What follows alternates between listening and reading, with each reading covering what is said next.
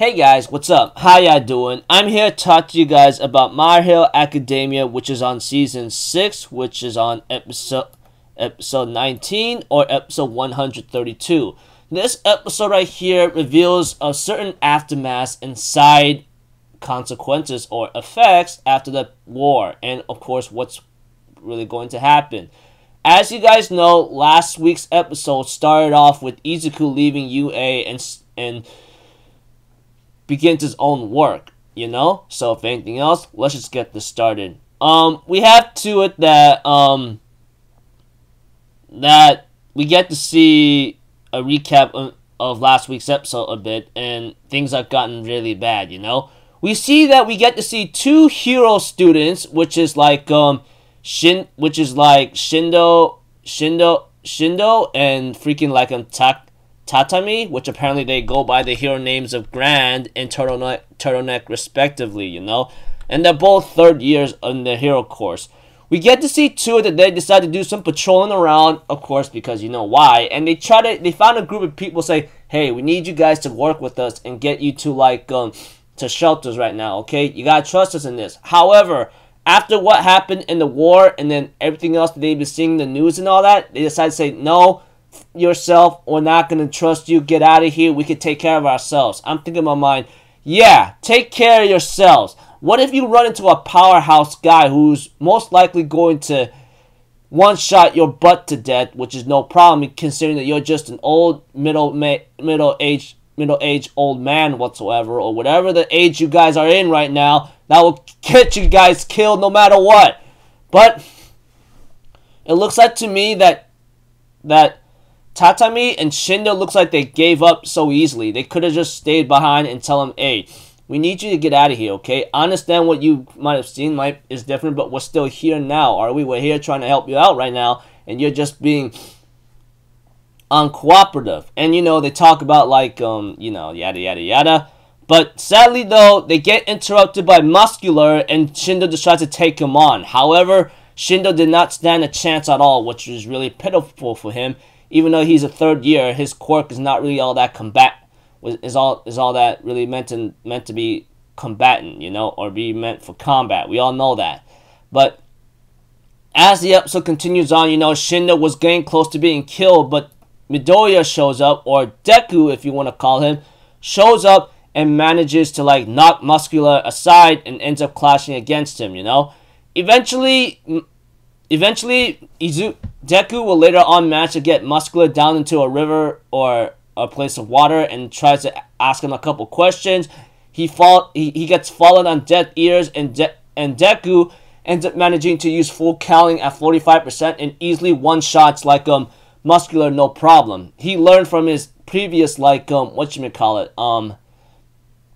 with him, and that guy was a very big, powerful, tough obstacle. But with Deku as he is now, he is not as like stupid or weak anymore. You guys get the point. That aside, yeah, pretty cool way that Deku knocks him out here and there. As for Tatami, she sees Shindo right now, and the others like that they rejected the help from Tatami and Shindo. They decide to like help Shindo out and talk to Tatami, saying, hey, we'll hear what you have to say, otherwise we're going to pay for it later. I'm thinking in my mind, good, you're being smart for now and not being stupid, because 1, you would have gotten yourselves killed if you become stubborn enough. 2, you're not heroes at all, which is kind of poetic and ironic if you even think about it. And 3, even with support items, they can hardly do any more help for you. They can hardly give you any more help than needed. Then we get to see Izuku reuniting with All Might for a bit and talking to him about having the mid-gauntlets, which I thought it was really cool. We all know where that mid-gauntlet is. If you guys been watching Hero Academia up to this point, you will know that the movies are also canon too. But that aside, yeah. We get to see a flashback to see Inko Midoriya with her son and All Might. And they talk about, and the doctor talks to Izuku about his injuries, saying the injuries you had right now is actually not that severe anymore. However, I still recommend you still be careful because, you know, you could still have the ability to lose your arms. So, yeah. But because, you know, Izuku trained and managed to get up to 45% of his power, you know, he was able to actually not lose his arms this time after pushing and pressuring them very badly. But we see to it, of course, that that Inko Midoriya asks All Might about the quirk, and therefore Izuku says it's time to tell her. And, you know, Inko is very worried about this and asks what they're going to do now. And we have to it that All Might plans to protect Izuku as best he can. However, Izuku's like, no, I can't, because Shigaraki and All For One knows where I'm at right now, and I plan to, like, whatchamacallit, go out there and do my best and fight and stop Shigaraki and All For One. However,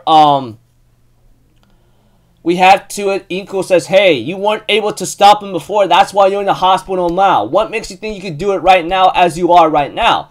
And we have to it, Izuku's like, I plan to get stronger, that's it. But don't worry, Mom, I will come back to you. And we get to see a scene where, like, how Inko and Midoriya used to play a lot together, you know? And I thought it was very emotional right here, because you guys understand this scene is very symbolic depending on how you look at it or how you want to picture it or analyze it. Because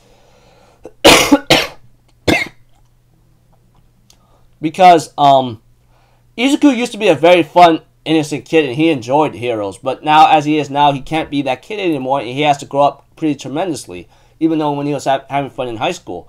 But that aside, we had to it that Gran Torino talks to, like, Izuku about the situation, and he therefore, give me a moment.